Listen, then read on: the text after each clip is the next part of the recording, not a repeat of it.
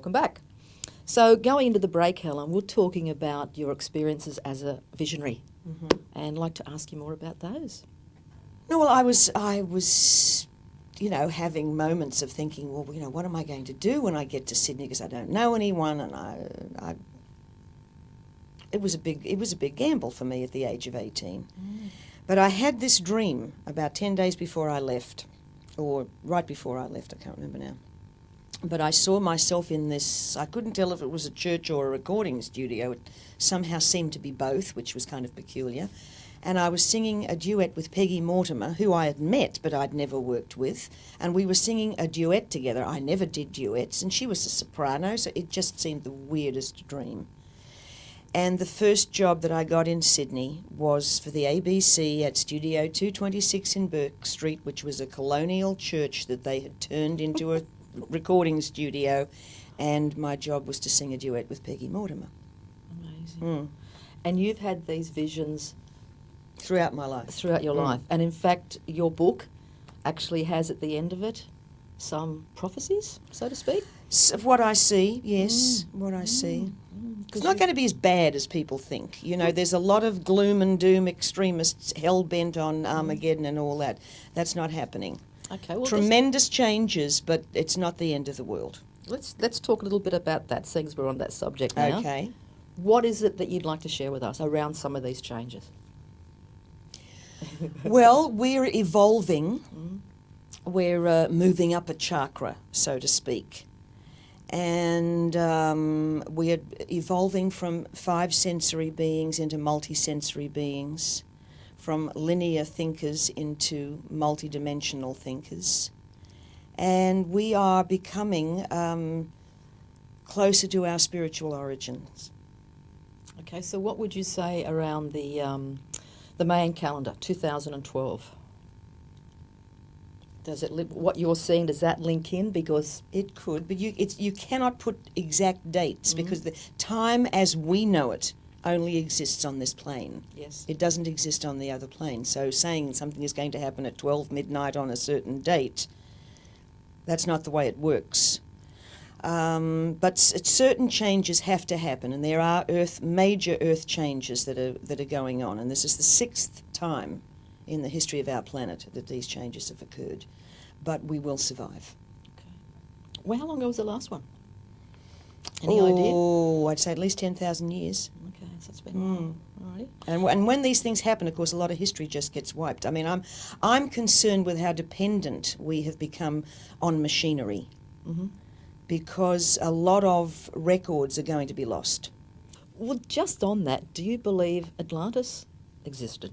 Oh, of course. Okay, and that was another case of and huge Lemuria. Earth, yes, huge Earth shifts and changes, and it all got lost. So it almost seems like it's a myth in our history for most of us. Well, see, this is part of the problem with linear thinking and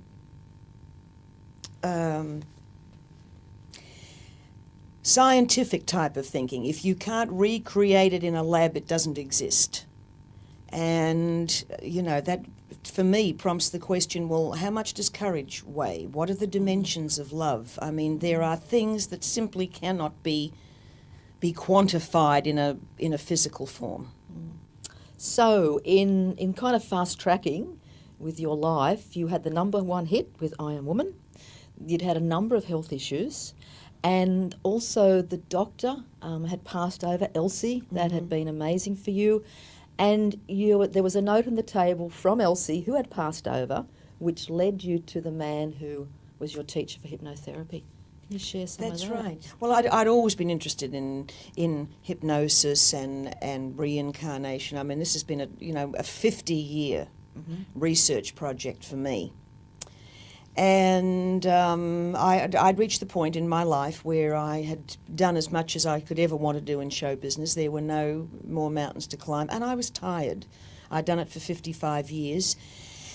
And I was having health issues which made me question how much time I had left, which poses the question, what do you want to do? What do you really want to do with that time? And so anyway, I had a psychic experience with lights in my house, and there was definitely, that's a long story. In a nutshell? In a nutshell, just that there were these very bright lights coming on in my house. And I mean, dead bulbs were glowing very brightly, and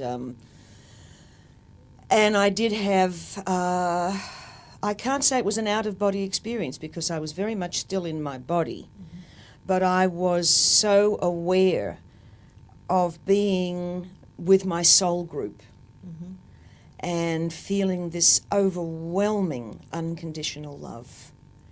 And it was, for me, it was a glimpse of what's waiting when I pass over next time. Because you have had an out-of-body I had an out-of-body experience, when you were at yes, school. when I was 11. Yeah. Okay, so the note from Elsie, who had already So passed the note over. from Elsie, Elsie had already passed over. And was your doctor for a lot of years? Well, she was the doctor who saved my life. Yes. She definitely saved my life, because if I had gone undiagnosed much longer, I would have died. And I used to worry, you know, what's going to happen to me when Elsie dies, because she had such somebody at her funeral said, when you're in the emergency room and you heard the distinctive click of her heels coming down the hallway, you knew you were going to be okay. Oh, isn't that nice? Yeah, she inspired that sort of confidence.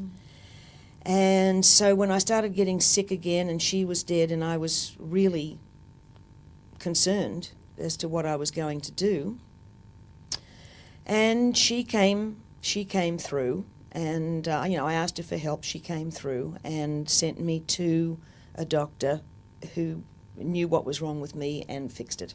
And what had you been diagnosed that was incorrect, and what was the true diagnosis? They hadn't diagnosed it. I was well, when before I was diagnosed with the Addisons, I was seeing for 2 years. He was giving me placebo pills and telling my husband I should see a psychiatrist because I was convinced there was something wrong with me.